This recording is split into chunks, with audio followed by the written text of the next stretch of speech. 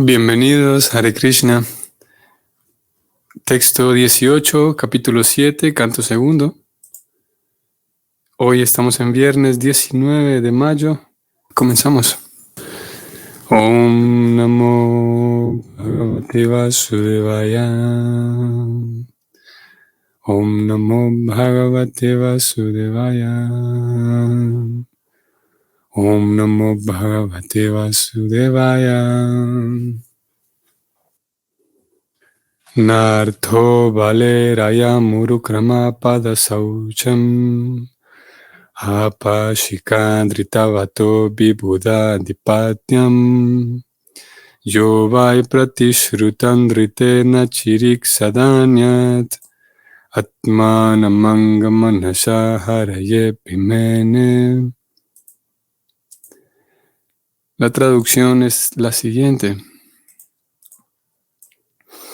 Bali Maharaj, quien puso en su cabeza el agua que lavara los pies del loto del Señor, no pensó en nada más que en su promesa, a pesar de que su maestro espiritual se lo había prohibido.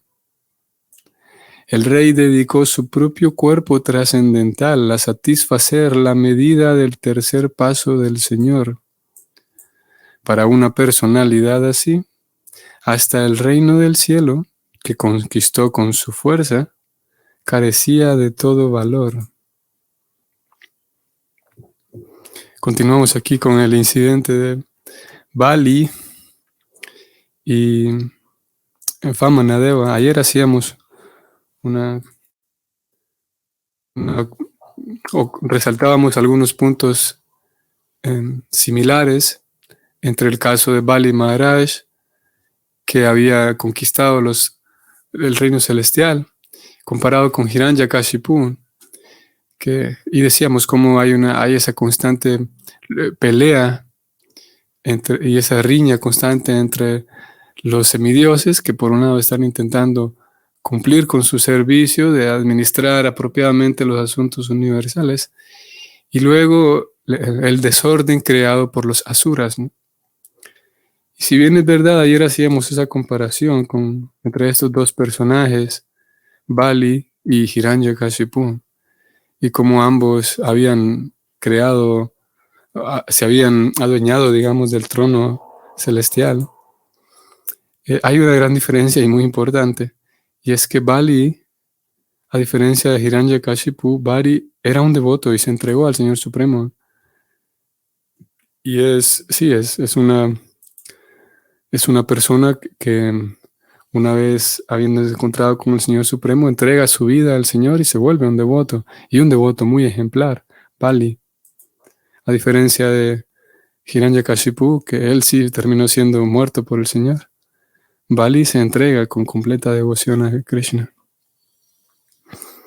Vamos entonces a leer el comentario. Bali Maharaj, al ganar la gracia trascendental del Señor, a cambio de su gran sacrificio material, pudo obtener un lugar en Vaikuntha Loka con iguales o mayores facilidades de disfrute eterno. Por lo tanto, él no fue en absoluto un perdedor al sacrificar el reino del cielo, que había llegado a poseer gracias a su fuerza material. En otras palabras, cuando el Señor le arrebata a uno las posesiones materiales que reuniera con dificultad y lo favorece con su trascendental servicio personal en pos de la vida, bienaventuranza y conocimiento eternos, dicho arrebato que el Señor realiza ha de considerarse un favor especial para ese devoto puro. Las posesiones materiales, por fascinantes que sean, no pueden ser posesiones permanentes. De modo que uno tiene que renunciar voluntariamente a esas posesiones, o uno tiene que abandonarlas en el momento de dejar su cuerpo material. El hombre cuerdo sabe que todas las posesiones son temporales y que el mejor uso que se les puede dar es ponerlas al servicio del Señor, para que el Señor se sienta complacido con él y le otorgue un lugar permanente en su Param Dhamma. ¿Qué es ese Param Dhamma? En la Bhagavad Gita 15.5 y 6 se describe el Param Dhamma del Señor de la siguiente manera. Nirmana mohajita sangadosha adhyatma nitya vinivritta kamaham dvandvair vimukta sukha dukkha samyair gachantyamudda padamavyayam tat natad vasayate suryo nashashanko napavakaham yadgatwana nivartante tadhama paramam mamam. Estos son 2 versos hablados por Krishna en la Bhagavad Gita. Aquel que posee muchas cosas en este mundo material en la forma de casas, tierra, hijos, sociedad, amistad y riqueza, posee cosas solo por los momentos. Uno no puede poseer todos esos enseres ilusorios creados por Maya permanentemente. Ese poseedor se encuentra muy engañado en cuanto a la autorrealización o en cuanto a su autorrealización. Por lo tanto, uno debe poseer poco o nada, de manera que pueda encontrarse libre del prestigio artificial. En el mundo material nos contaminamos por la asociación de las 3 modalidades de la naturaleza material. Por lo tanto, lo más que uno avance espiritualmente mediante el servicio devocional que se le preste al Señor, a cambio de las posesiones temporales de uno, entonces más uno se liberará del apego causado por la ilusión material. Para alcanzar esa etapa de la vida, uno debe estar firmemente convencido acerca de la existencia espiritual y sus efectos permanentes. Para conocer con exactitud la permanencia de la existencia espiritual, uno debe practicar voluntariamente el poseer poco o solo lo mínimo necesario para mantener la existencia material de uno sin dificultades. Uno no debe crear necesidades artificiales. Eso ayudará a que uno se sienta satisfecho con lo mínimo. Las actividades de los sentidos son necesidades artificiales de la vida. El moderno avance de civilización está basado en esas actividades de los sentidos, o en otras palabras, es una civilización de la complacencia de los sentidos.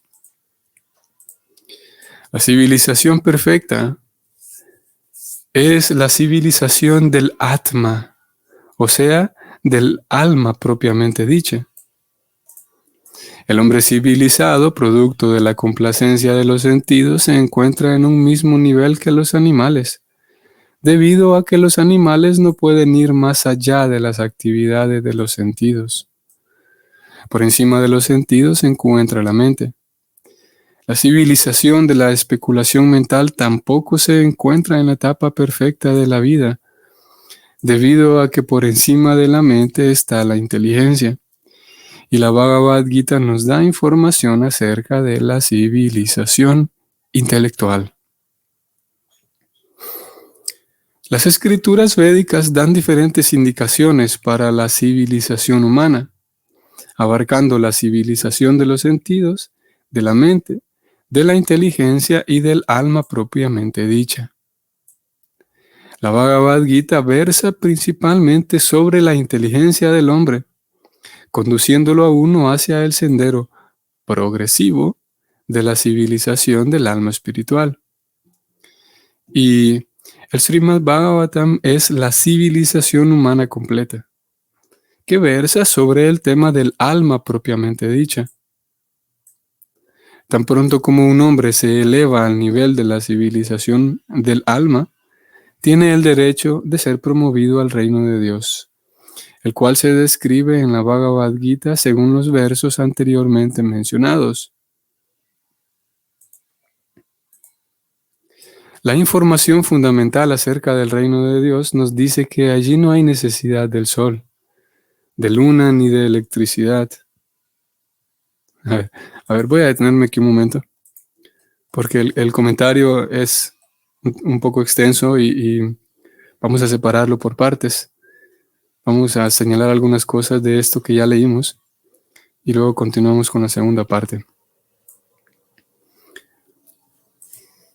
Sucede que, para terminar el relato de ayer con Bali, cuando Bali, que en ese momento era el emperador de todo el universo, tal como se describe en la historia, y entonces le promete a este brahmana que era Krishna, le promete que sí, que le va a conceder lo que quiera. Krishna pide 3 pasos de tierra, como dijimos ayer. Y cuando Bali, al ver que el Señor da el segundo paso y con su segundo paso ha cubierto todo el universo, Bali en ese momento entiende, y fiel y leal a su palabra, él sabe que por mi promesa, ahora todo el universo le pertenece a este brahmana. Porque ya mi promesa fue esa, darle el espacio de tierra que cupieran sus 3 pasos.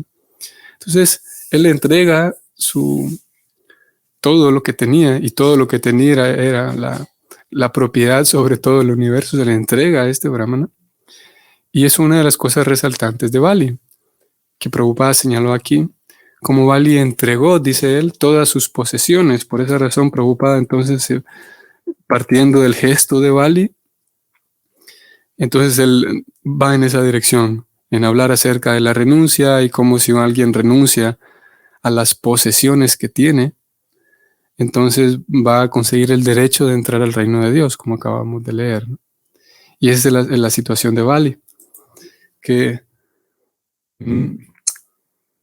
dije, es resaltante su historia porque entrega todo al Señor Supremo, algo que en fin de cuentas no es tan fácil de hacer. Y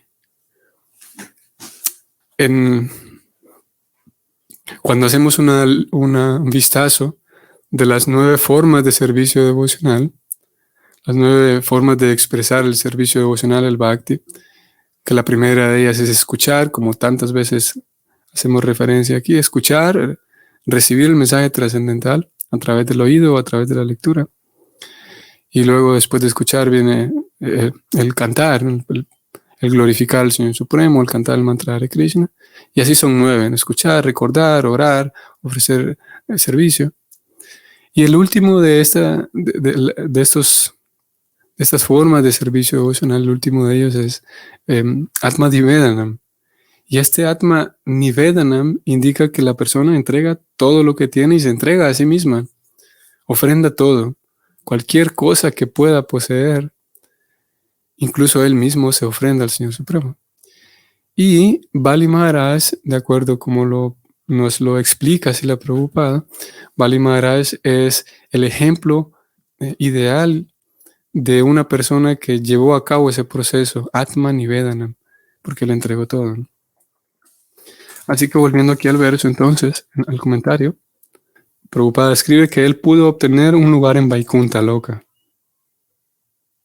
Él no fue en absoluto un perdedor al sacrificar lo que tenía. Claro, porque cuando leemos más de cerca esta historia, nos podemos captar más el punto de por qué habla de que si Bali fue un perdedor. Porque sucede que, a ver, voy a subir un momento todavía más a la traducción del verso. Y en la traducción se dice que Bali entregó todo y no pensó nada más que en su promesa. O sea, él dijo, yo ya prometí darle 3 pasos de tierra a este brahmana que tengo enfrente. Con su segundo paso abarcó todo el universo, así que ya, el universo ya no es mío. El universo aquí es de este hombre que tengo enfrente. Y no solamente en el sentido de tierras, o sea que Bali estaba entregando toda su influencia, todos los reinados que tenía a su poder, todo estaba entregando, no solo tierra. Movido por su promesa, como aquí se dice, fiel a su promesa. Pero ¿qué pasa cuando uno lee la historia? Se da cuenta de un detalle aquí súper, súper relevante. Y es que estoy subrayándolo, voy a leer. A pesar de que su maestro espiritual se lo había prohibido. ¿Qué sucede con Bali? Que Bali, recordemos, recapitulemos, decíamos que él forma parte de del clan de los asuras, del clan de los demonios, a pesar de que él era un devoto. Como en el caso también de Prahlad, que Prahlad venía del clan de los demonios, pero él era un devoto.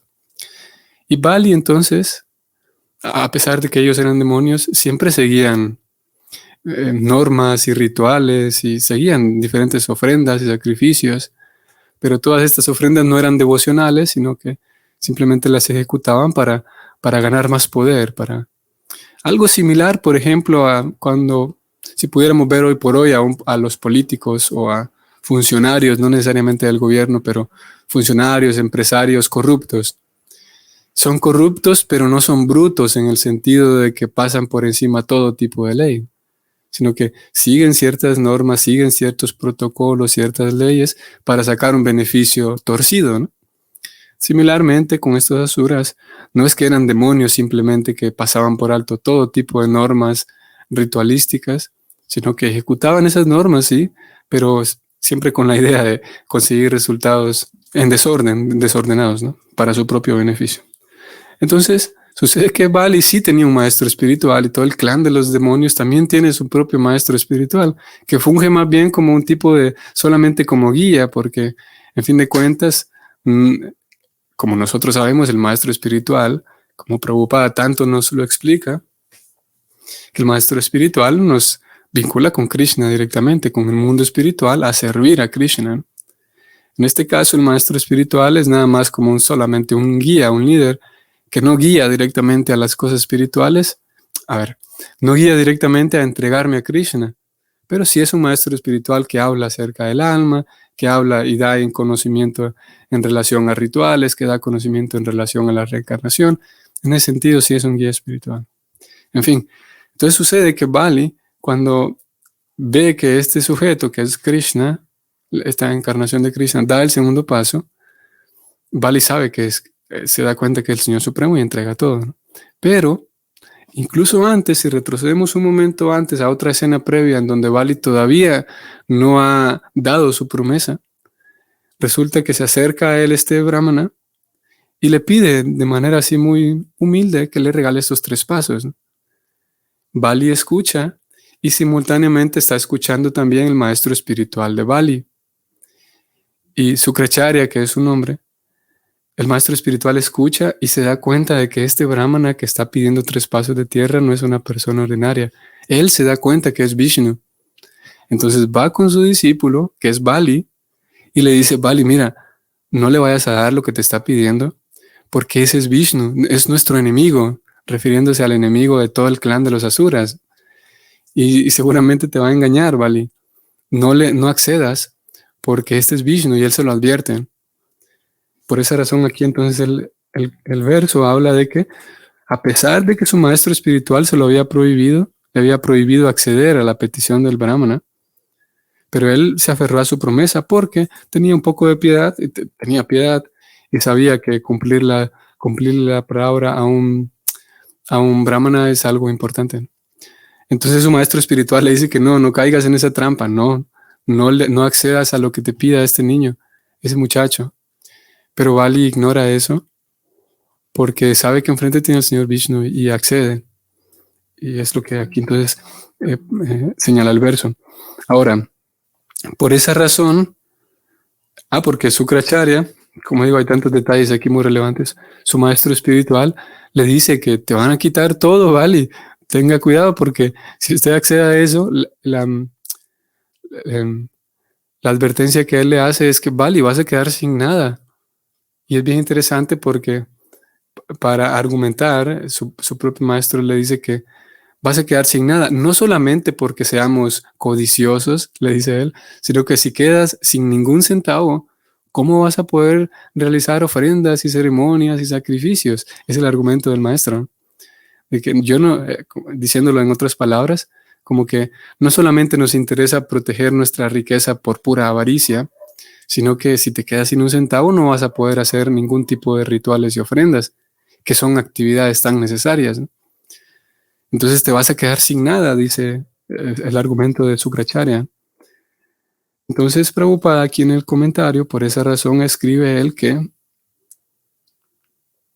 Bali, estoy volviendo al verso, Bali no fue en absoluto un perdedor, como su maestro espiritual le estaba diciendo que te vas a volver un don nadie, un perdedor. Él no se volvió un perdedor, dice Prabhupada, al momento de entregar todo lo que tenía, sino que al contrario, él se ganó un favor especial del Señor Supremo. Y entonces Prabhupada inmediatamente pasa a hablar de las posesiones materiales. Es por esa razón que él aborda aquí este tema de esta manera, ¿no? De que todas las posesiones materiales, estoy subrayándolo, el hombre cuerdo sabe que todas son temporales y lo mejor es servir al Señor. Nosotros hoy por hoy estamos en un momento histórico en el cual hay tantas facilidades de comprar cosas y el asunto del comercio y como lo hemos dicho en otras ocasiones, es muy fácil terminar ya sea adquiriendo cosas por el asunto del comercio, por comprar cosas que son innecesarias, o ya sea también por adquirir hábitos y llenar nuestra vida de cosas innecesarias. Y eso hace falta tenerlo en mente. Prabhupada aquí habló de las posesiones y de la simpleza y la renuncia. A fin de cuentas, el, el, el, el hecho de que aumentemos las posesiones, a ver, no solamente el hecho de que me rodeen muchas cosas significa que tengo posesiones, porque estamos hablando aquí de la psicología, de cómo yo puedo tener cosas a mi alrededor y sentirme dueño de ellas, ¿no? Krishna habla en la Gita de la capacidad de abandonar la sensación de ser el dueño, porque alguien puede tener muchas cosas a su alrededor, pero saber que yo no soy el dueño en sí de ellas, yo no soy el dueño de todo esto, ¿no? Pero lo cierto es que vale la pena prestar atención a nuestra propia vida, en qué medida nosotros estamos adquiriendo cosas que son innecesarias y que son un estorbo, hablando puntualmente de cosas que compramos, por ejemplo, y muchas de ellas son simplemente un estorbo. Y en qué medida también nosotros podemos ir al otro lado de terminar odiando así y todo lo que tenga que ver con la industria, con lo industrial, con el capitalismo, sí, eh, en nombre de que estoy intentando ser una persona simple, entonces puedo ser que yo también desarrolle así un rechazo irracional, digamos, a todo el capitalismo, digamos, a la producción industrial. Entonces podemos, y obviamente esta es una reflexión que se lleva a cabo a lo largo de la vida, no es algo que uno se sienta y encuentra una fórmula y ya está resuelto el asunto, sino que con el paso del tiempo vamos aprendiendo a identificar qué cosas me funcionan de esta producción industrial que hoy hay hoy por hoy, esta cantidad, por ejemplo, de la digitalización de la vida, toda la revolución digital y todo lo que hay hoy por hoy, identificar de qué manera me puede servir en mi propio avance espiritual y utilizarlo, ese es uno de los componentes de nuestra tradición Vaishnava. Y al mismo tiempo identificar qué cosas de esa misma civilización industrial y tecnológica y digital nos está estorbando. Y en muchos casos no solo estorbando, sino que puede estar deteniendo nuestro progreso espiritual. El detalle es que, como dije, retrocediendo un poco, nuestra tradición Vaishnava nos enseña eso, de que saquemos lo que hay a nuestro alrededor, todos los avances que hay, que los podamos usar, indudablemente. Y el detalle es que, como todos nuestros grandes acharyas vivieron en una época previa a la revolución industrial, puede dar la impresión de que hacer uso de las cosas industriales está mal porque ningún acharya previo lo hizo. Pero sí, resulta que los acharyas previos, incluso hasta si la Prabhupada crece y nace y toda su vida se construye, toda su vida no, pero al menos si la Prabhupada como lo conocemos, sí, crece en una India, él nace no es solo en el siglo pasado, sino en el siglo antepasado, 1896. Y aún así él mismo se crece en una India también a principios del siglo pasado, a principios de 1900. y él termina llegando a Estados Unidos y aún así él se acopla, a pesar de que habían cosas que estaban ausentes en su niñez, digamos, en su juventud. Él se acopla muy bien a todas las facilidades actuales que tenía a mano para proseguir, simultáneamente cuidando siempre de no terminar adquiriendo cosas que son simplemente innecesarias. Bueno, entonces sigo leyendo. La información fundamental acerca del reino de Dios nos dice que allí no hay electricidad, no hay necesidad del sol, luna ni electricidad, los cuales son todos necesarios en este mundo material de oscuridad. Y la información secundaria acerca del reino de Dios explica que todo aquel que sea capaz de llegar a ese reino mediante la adopción de la civilización del alma, propiamente dicha, o en otras palabras, por medio del Bhakti Yoga, alcanza la perfección más elevada de la vida. Uno se sitúa entonces en la existencia permanente del alma, con pleno conocimiento del trascendental servicio amoroso que se le presta al Señor. Bali Maharaj recibió esa civilización del alma a cambio de sus grandes posesiones materiales, y así pues se ganó el derecho de ser promovido al reino de Dios. El reino del cielo que él alcanzó en virtud de su poder material fue considerado de lo más insignificante en comparación con el reino de Dios. Bueno, aquí está claro, ¿no? Esa civilización del alma, como dice Prabhupada. Y es por esa razón que el movimiento Hare Krishna, desde su fundación, aproximadamente en el año 1510 más o menos, cuando Chaitanya Mahaprabhu funda el movimiento Hare Krishna, y como Prabhupada lo exporta de la India y lo trae para Occidente, ese movimiento Hare Krishna busca en primer momento y antes que otra cosa informarle a la persona acerca de cómo servir directamente al Señor Supremo. ¿Quién es Krishna? ¿Qué es el servicio devocional? ¿Qué es el mantra Hare Krishna? Principalmente e inicialmente busca eso. Y lo demás va acoplándose a esa primera enseñanza. La enseñanza de que cómo el alma, primero qué es el alma, qué es el Señor Supremo y cómo el alma puede vincularse con el Señor. Y luego vienen otras cosas. Pero el movimiento Hare Krishna busca eso, busca llevar la información, llevar el mensaje, el evangelio, como Prabhupada alguna vez dice, el evangelio de la civilización del alma. Y como dije, luego vienen otras cosas. Alguien podría decir, por ejemplo, ¿qué es lo que quiero decir con esto?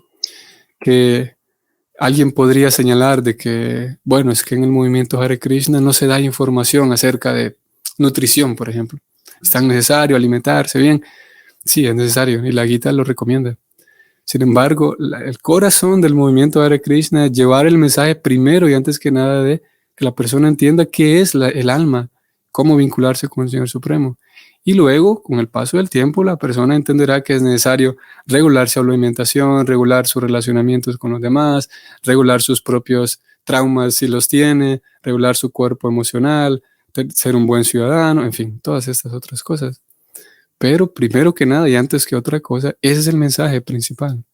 La misión es esa, que la persona pueda ponerse en contacto con la civilización del alma y luego lo demás.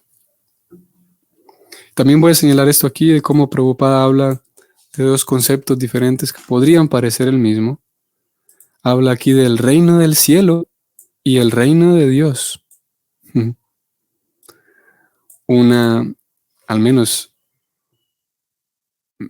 hasta donde tengo conocimiento, el Bhakti es la única fuente a la cual podemos acercarnos en donde se nos hablará con tanto detalle y tanta precisión los conceptos espirituales. ¿Qué es el mundo espiritual y qué no es el mundo espiritual?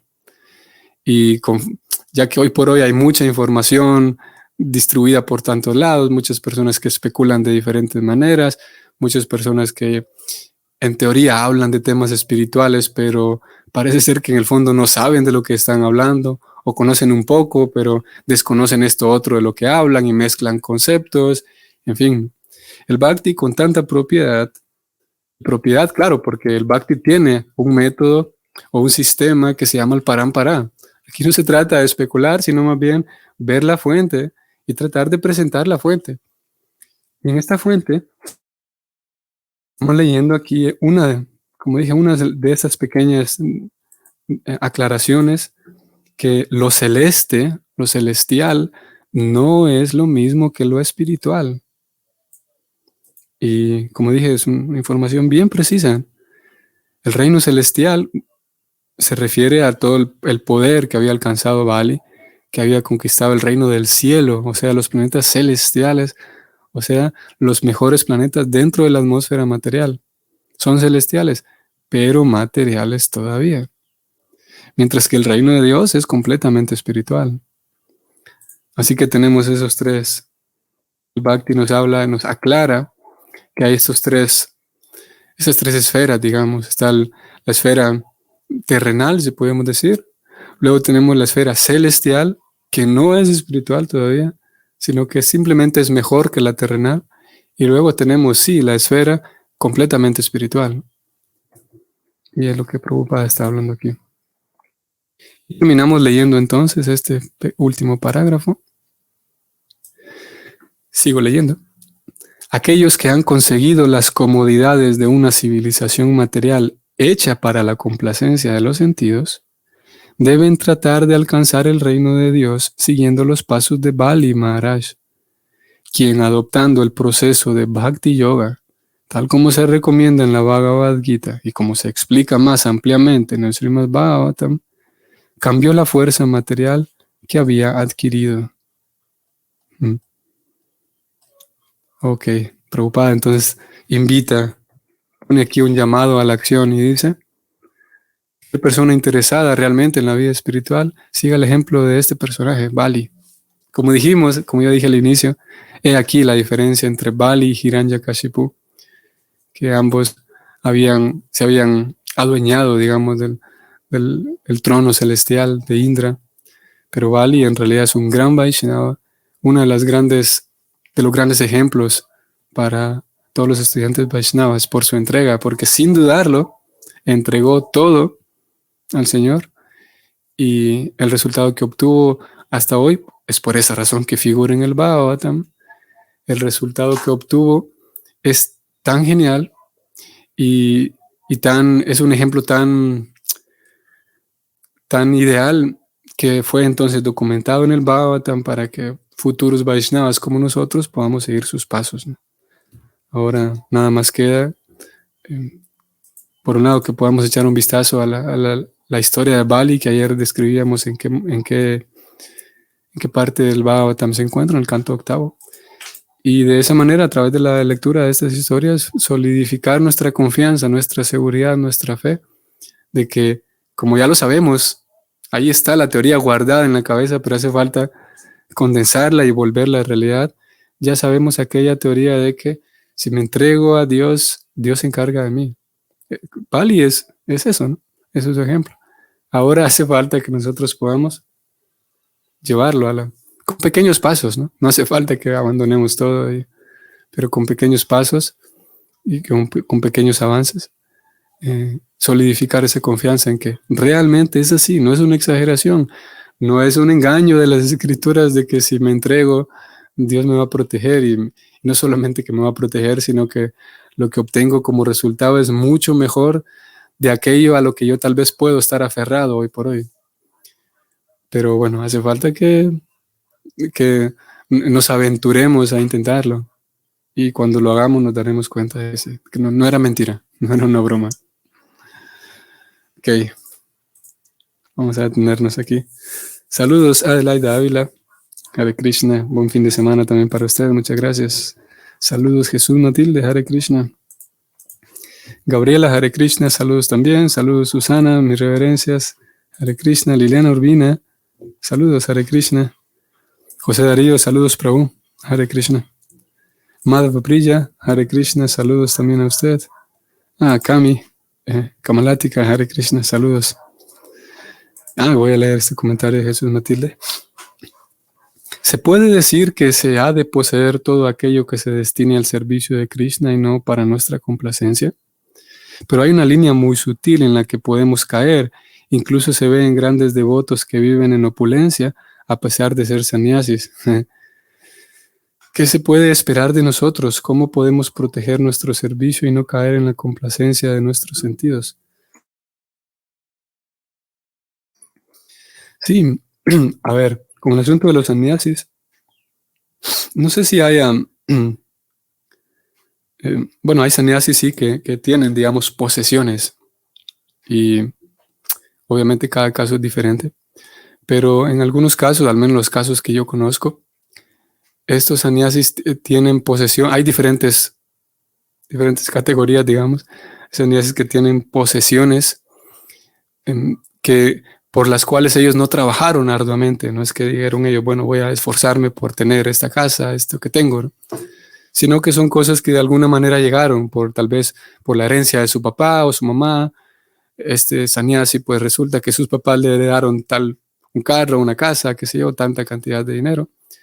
Entonces el devoto se queda con eso para darle uso en la conciencia de Krishna. Y no es que ellos hayan esforzado, dado su energía para comprar esta casa, para acumular esta cantidad de dinero. Eso es un caso, una de las categorías que conozco.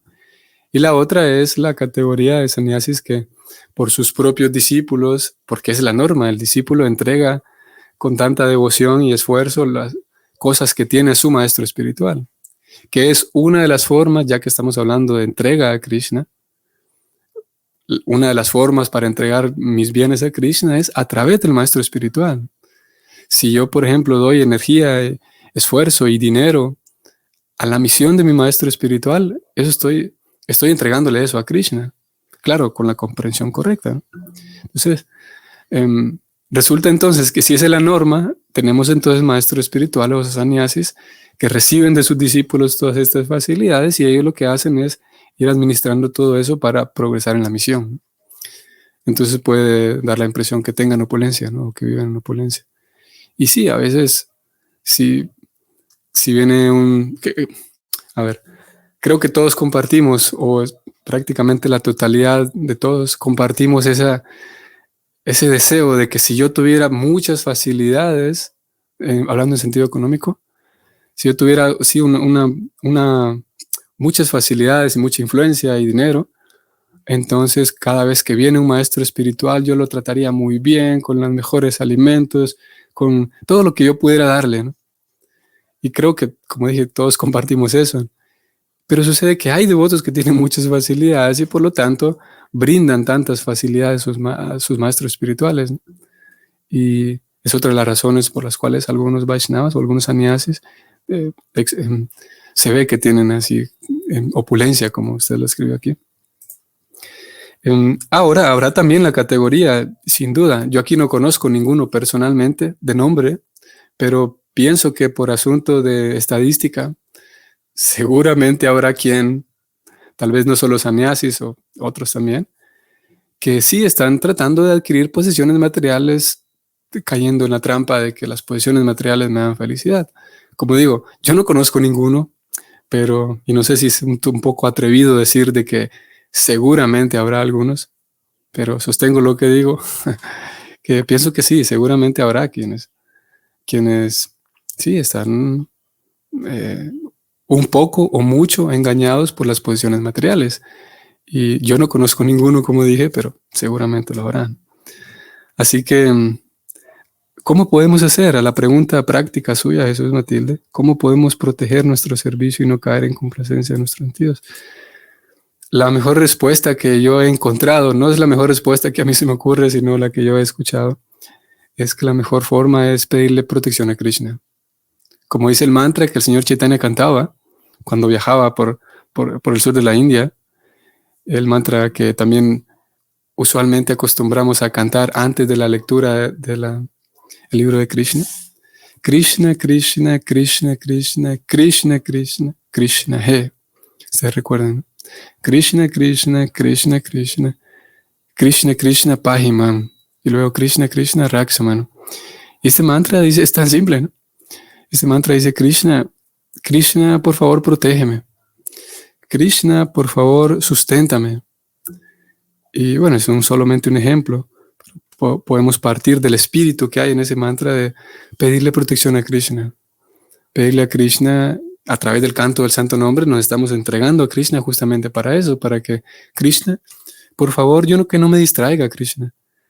Que ni me distraiga cuando tengo poco, hablando en cuanto a dinero en este momento, que Krishna, por favor, yo no me distraiga cuando tenga poco dinero, porque es posible que cuando yo tenga poco dinero, se desarrolle en mí el deseo de ganar dinero y las esperanzas de que cuando tenga dinero voy a estar bien. Eso es una ilusión, ¿no? Por favor, Krishna, cuando tenga poco dinero, permíteme poder recordarte y que mi servicio a ti sea constante. Y lo mismo al otro lado. Krishna, por favor, protégeme para que cuando tenga suficiente dinero y todo lo que eso abarca, todas las facilidades materiales, por favor, protégeme para que no se me olvide que lo que yo soy un sirviente tuyo. Y no caiga en la trampa de guardar con recelo aquello que tengo y estar con temor de que no lo quiero gastar, no me lo quiero que me lo roben, todo eso, ¿no? Entonces, en ambas situaciones estamos en peligro si no nos refugiamos en Krishna. Aquí el asunto es, podríamos tener cero, podríamos tener nada o podríamos tener toda la opulencia del mundo, pero nuestro refugio es Krishna. Y en un sentido, por eso también cantamos el santo nombre, para pedir, Krishna, por favor, ocúpame en tu servicio. Krishna, por favor, protégeme, ayúdame a que no se me olvide, ¿no? Que no se me olvide de qué se trata esto, es de servirte a ti. Y obviamente, ya que es un tema muy práctico, obviamente nosotros tenemos, digo nosotros, me voy a incluir aquí, aunque yo no, pero nosotros tenemos cuentas por pagar y facturas y mensualidad y posiblemente deudas. Y resulta que sí necesitamos prestarle atención a cómo andan mis ingresos. Sí tengo, por lo tanto, que checar cada tanto y monitorear y hacer una buena administración y un buen planeamiento y ahorro y todo eso. Y podría tener la impresión de que eso está mal porque estoy pensando mucho en dinero. Pero lo cierto es que si tenemos responsabilidades, si tenemos facturas, si tenemos deudas, parte de nuestro servicio devocional es ser responsable con nuestras facturas y nuestras deudas, si es que las tenemos. Entonces, identificar cuál es nuestro dharma o cuáles son nuestros dharmas, y dentro de mi dharma está cumplir apropiadamente con mis mensualidades, pues tengo que prestarle atención a cómo gano dinero, cómo me resuelvo la vida en sentido económico. Y eso no me vuelve a mí un materialista. Lo menciono porque puede estar esa culpa. Yo podría estarme culpando cada tanto porque soy un materialista, porque las escrituras dicen que uno no debe estar pensando en bienes materiales y tal, pero forma parte de las etapas de la vida, pagar, cubrir esas, y más, como dije, en el momento histórico en el que estamos, en el cual prácticamente hay que pagar por todo, ¿no? Hay que pagar por todo, literalmente, hasta cuando la persona se muere, pues resulta que una vez muerta la persona hay que pagar por todo el trámite que hay que hacer, ¿no? Trámite legal, en fin, todas esas cosas. No es que cuando uno se muere ya, al menos todo el trámite de la defunción y todo lo demás, por lo menos eso tiene unos gastos. Ya después la persona deja de generar gastos, pero al menos en el momento inmediato después de morir sigue generando gastos. Entonces, la sociedad en la que vivimos nos exige que tengamos dinero, y es parte de nuestro dharma, en cierto sentido, tratar de resolver esa parte económica, y Krishna nos ayuda también. Podemos pedir también a Krishna claridad para cómo resolver esa parte económica sin que se vea comprometida mi vida devocional. Y Krishna está dispuesto, sin duda, a ayudarnos. No es que Krishna diga, bueno, yo te ayudo en todo, pero no me pidas dinero, porque eso no. Krishna no tiene problema con ayudarnos en lo que sean. Y también específicamente en el tema de cómo solucionar mis asuntos financieros. Muy bien. Que tengan entonces un excelente fin de semana y nos vemos mañana. Hare Krishna.